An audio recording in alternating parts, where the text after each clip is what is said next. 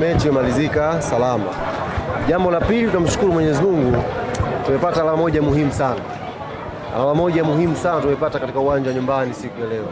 Ukiangalia kundi lilivyo na aina ya mechi ilivyokuwa, uzito ambao yuko nao Ali, ukipata pointi moja maana yake umepata pointi ya muhimu, pointi ya thamani.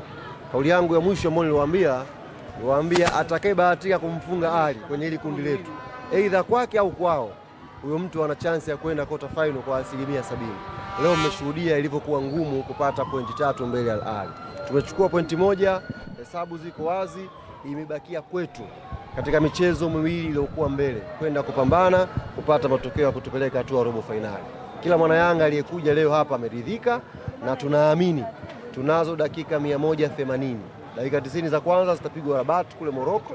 Tunakwenda kucheza na FAR wakiwa hawana mashabiki, ni game ya maamuzi, tunakwenda kuicheza pale inshallah tarehe 7. Baada ya hapo tuna mechi ya mwisho nyumbani dhidi ya JS Kabylie. Kwa hiyo niwaambie mashabiki na chama na wapenzi wa klabu yetu Young Africans, leo tumepata pointi muhimu. Ni jukumu la players sasa kujiinua na kwenda kupambana kwa jasho lote kwenye mechi mbili za mwisho tuweze kufuzu kwenye robo finali. Matokeo haya leo kuna namna yoyote yamenyong'onyesha katika safari zenu za kupiga kwenda robo finali? Unapocheza nyumbani, wazo la kwanza ni kupata pointi 3. Unapocheza nyumbani dhidi ya Al Ahly, ukipata pointi moja unasema alhamdulillah. Ndio unapocheza nyumbani unacheza na mtu yoyote tu kawaida. Lakini unapocheza nyumbani afu cheza na Al Ahly, una aim pointi 3, lakini ukipata moja unatakiwa ushukuru. Ni watu ambao wapo kwenye daraja kubwa, wana wachezaji wenye quality kubwa, wanaweza kucheza game katika mazingira yenyewe mkaona ya kawaida, lakini wachezaji wao kubwa wanaweza kuwasaidia kuhukumu baadhi ya matukio. Kwa hiyo tupongeza sana players wetu, na ninaamini hakuna aliyeondoka leo kichwa chini. Yes, inaumiza kutokutumia home ground advantage, lakini mpinzani akiwa Ali unapata pointi moja, unaondoka ukiwa kichwa juu, ukiamini safari ya kwenda kupambana mbele bado ipo. Ali, Yanga imefunga usajili na kutambulisha mchezaji wa mwisho. Tunatarajia kwenye mechi ijayo. Yes, kwa mujibu wa taratibu na kanuni ana qualify kucheza mchezo unaofuatia.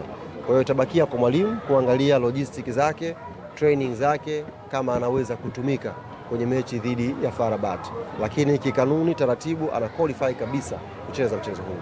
Ali Damaro, kabla ya mchezo wa leo kuna baadhi ya maneno nafikiri hata uliyaona. Baadhi ya maneno, Farhani hajui mpira bwana. Farhani sometimes sio inakuaje naye kitu kingine. Kuna wakati unajua zaita za huyu lakini sasa amemjibu ipasavyo. Amna, Damaro hawezi kumjibu Farhani, mtu mdogo sana mno kwenye mpira. Yaani Damaro aingie kucheza na Al Ahly amjibu Farhani, ni mtu mdogo mno. Hii ni kiwango chake cha kawaida, na lazima tufahamu Damaro ameingia dirisha hili dogo, ana session chache uwanja wa mazoezi na wenzake. Kwa hivyo anapocheza bado anaendelea kujitafuta kuingia kwenye chemistry nzima ya timu. Kwa hiyo tunampongeza na tunaamini ana nafasi ya kuimprove zaidi, kuendelea kulimarisha eneo la kiungo la ulinzi. Bwana, sisi tulikuwa tunaongea na Waarabu pale wa Ahly. Tukawauliza katika vita ya FAR Rabat na Young Africans nani mnatamani apite?